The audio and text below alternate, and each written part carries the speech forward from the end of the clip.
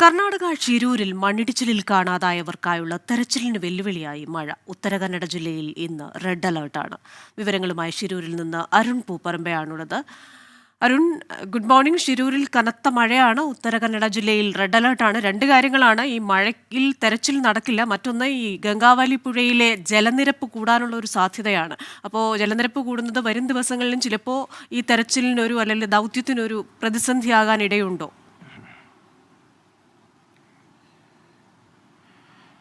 Christina, നമുക്ക് ഈ ദൗത്യത്തിന്റെ ആദ്യഘട്ടം മുതൽ അറിയാം. ഈ ഗംഗാവലി പുഴയുടെ ഒരു പൊതുസ്ഥിതി, കാലാവസ്ഥ മാറിയാൽ, മഴ പെയ്താൽ പെട്ടെന്ന് തന്നെ ഈ ഗംഗാവലി പുഴയുടെ രൂപം മാറുന്നത് നമ്മൾ കണ്ടിട്ടുള്ളതാണ്. നിലവിൽ ഇപ്പോൾ ശാന്തമായി ഒഴുകുന്ന പുഴയാണെങ്കിലും ആ രീതിയിൽ വൃഷ്ടിപ്രദേശങ്ങളിലൂടെ ഉൾപ്പെടെ ശക്തമായ മഴ പെയ്തു കഴിഞ്ഞാൽ അടിയൊഴുക്ക് കൂടും, ജലനിരപ്പ് ഉയരും. അത്തരമൊരു സാഹചര്യം ഉണ്ടാകാനുള്ള സാധ്യത ഉണ്ട് എന്നതാണ് ഏറ്റവും ആശങ്ക നൽകുന്ന കാര്യം. അതായത് ഇന്ന് ഉത്തര കന്നഡ ജില്ലയിൽ റെഡ് അലേർട്ടാണ്.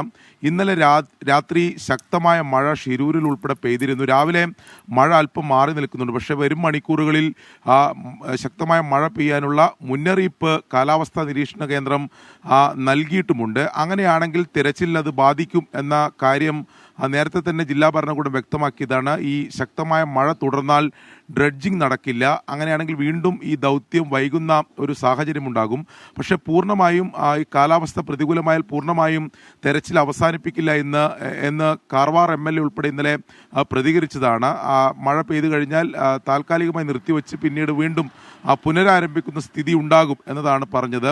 എന്നാലും മഴ ഒരു ആശങ്കയായി നിലവിൽ ഷിരൂരിലെ ദൗത്യത്തിൽ നിലനിൽക്കുകയാണ്. ഇന്ന് പ്രധാനമായും CP4 കേന്ദ്രീകരിച്ചുകൊണ്ട് തെരച്ചിൽ നടത്തുന്നതിന് വേണ്ടിയിട്ടാണ് നിലവിൽ തീരുമാനിച്ചിട്ടുള്ളത്. അതായത് നേരത്തെ ഐബോർഡ് ഡ്രോൺ പരിശോധനയിൽ കണ്ടെത്തിയിട്ടുള്ള 4 സ്പോട്ടുകളിൽ ഏറ്റവും സ്ട്രോങ് സ്പോട്ടാണ് ഈ CP4. അവിടെ കൂടുതൽ ഈ ലോറിയുടെ സാന്നിധ്യം ഉണ്ടാകാനുള്ള സാധ്യത ഉണ്ട് എന്നതാണ് retired major general M Indrapal ഉൾപ്പെടെ ഇന്നലെ പ്രതികരിച്ചിട്ടുള്ളത്. അവിടെ തെരച്ചിൽ നടത്തണമെന്ന് ആവശ്യപ്പെടുകയും ഇന്നലെ വൈകിട്ടോടെ ആ മേഖലയിൽ കൃത്യമായ സ്പോട്ടിലെത്തി അതിൻ്റെ കാര്യങ്ങൾ വിലയിരുത്തുകയൊക്കെ ചെയ്തിട്ടുണ്ട്.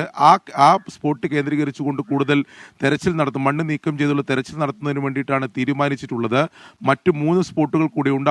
അവിടെയും തെരച്ചിൽ നടത്തും. പക്ഷേ ഇന്ന് പ്രധാനമായും അവിടെ കേന്ദ്രീകരിച്ച് തെരച്ചിൽ നടത്താനാണ് തീരുമാനിച്ചത്. ഇന്നലെ നാവികസേന നടത്തിയ തെരച്ചിലിൽ കൃത്യമായി ലോറി നമുക്ക് കണ്ടെത്താൻ അല്ലെങ്കിൽ ആ ക്യാബിൻ ഭാഗം കണ്ടെത്താൻ സാധിച്ചില്ലെങ്കിൽ പോലും ആശാവഹമായിട്ടുള്ള അല്ലെങ്കിൽ ഈ തെരച്ചിലിൽ വലിയ പുരോഗതി ഉണ്ടായിട്ടുണ്ട് എന്ന് നമുക്ക് പറയാൻ സാധിക്കും. പക്ഷെ നമ്മുടെ ലക്ഷ്യം ലോറി കണ്ടെത്തുക, അർജുൻ ഉൾപ്പെടെയുള്ളവർക്ക് എന്ത് സംഭവിച്ചു എന്ന ആ ചോദ്യത്തിന് ഉത്തരം കണ്ടെത്തുക എന്നതാണ്. അതിലേക്ക് ഇപ്പോഴും എത്തിയിട്ടില്ല എന്നത് നമ്മൾ കാണേണ്ടതുണ്ട്.